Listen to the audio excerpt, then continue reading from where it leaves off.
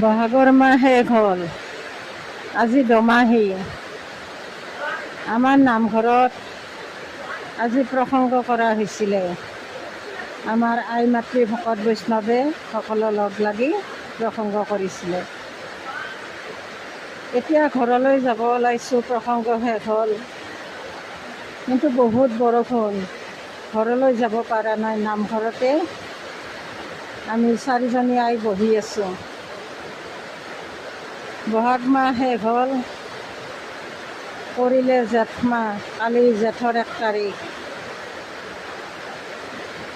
দিন যাই আছে আৰু আমাৰ মানুহৰ আয়ুস কমি আছে। গতিকে আমি নাম ধৰ্মত, ভগৱন্তৰ নামত আমি সকলো আই মাতৃ বাপ বান্ধৱে মিলি নামঘৰত সদায় ভাগৱত পাঠ, নাম প্ৰসংগ কৰিব লাগে। কৃষ্ণ কৃষ্ণ।